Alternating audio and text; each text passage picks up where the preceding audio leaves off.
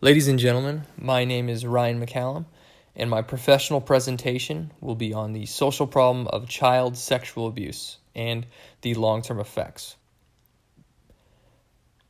Child sexual abuse is defined as any interaction between a child and an adult in which the child is used for the sexual stimulation of the perpetrator or an observer. Sexual abuse can include both touching and non-touching behaviors.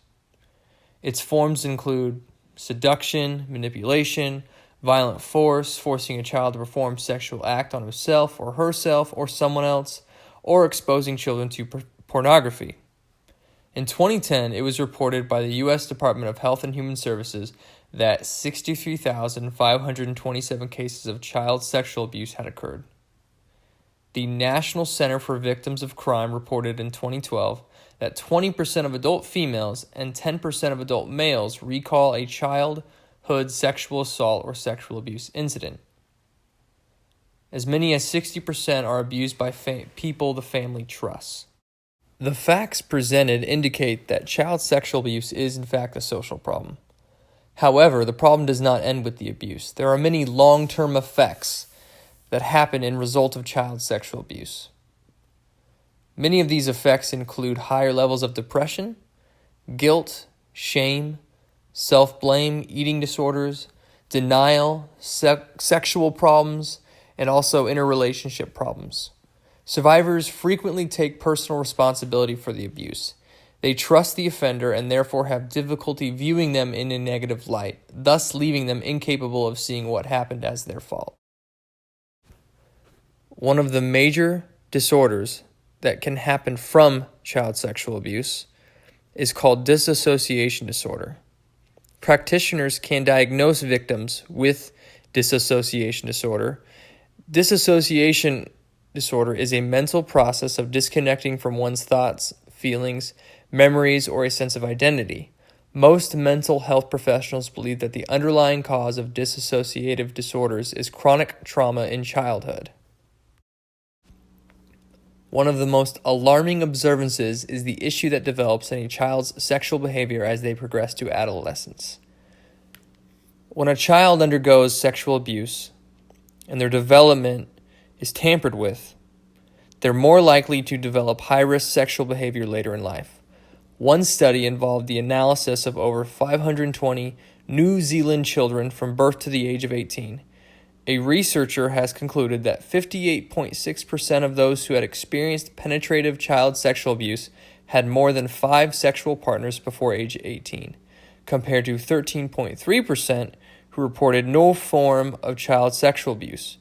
Researchers believe that men and women who were raped or forced to have sex as a child or teenager were twice as likely to have had multiple partners than those who were not assaulted.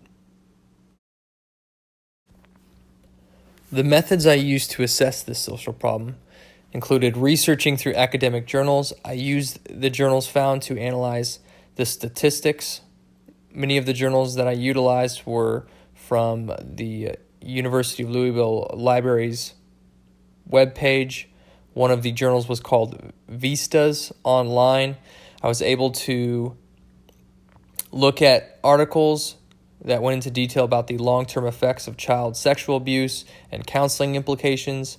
I also was able to read several articles that went into detail about the trauma, violence, and abuse that many children undergo, and also later links to later sexual exploitation in life, as well as child sexual abuse and adult mental health, and that was found through the Journal of Interpersonal Violence.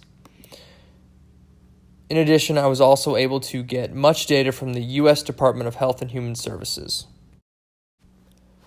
In addition to using the academic journals, I also analyzed many of the theoretical perspectives in our textbook. When reading through all the perspectives, I came across 2 of them that really stood out with me and that I felt like were really good to understand in regards to the social problem.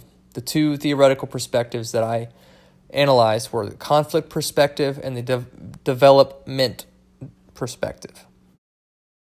The conflict perspective has to do with powerful social groups imposing their will on non-dominant groups. The description of this perspective is particularly relevant because it sheds light on sexual offenders, adults taking advantage of children and minors.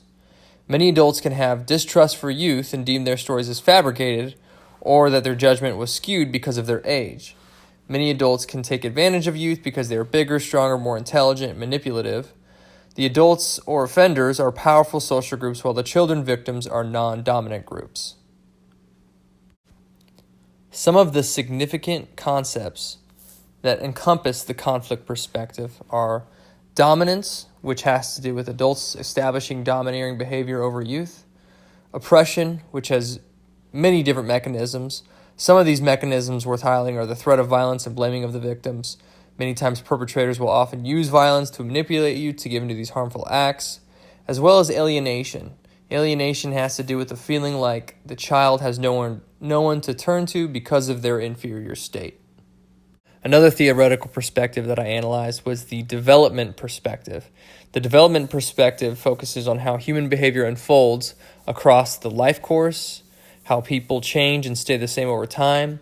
Human development is seen to occur in clearly defined stages based on a complex interaction of biological, psychological, and social processes. As mentioned, this perspective utilizes the biological, psychological, and social processes to analyze and interpret the child's development. Utilizing these different avenues, we can predict or establish what typical development looks like for someone who has not experienced much trauma. For children who have undergone sexual abuse, the negative encounter can affect the way the child develops and ultimately lead to how their personality will develop as an adult. Practitioners can utilize this as a guide or a focal point of where to assess the child, where the child's lagging, how the child needs to develop, different areas they can focus on. This is helpful when trying to come up with interventions and theories to get the child back to a healthy state.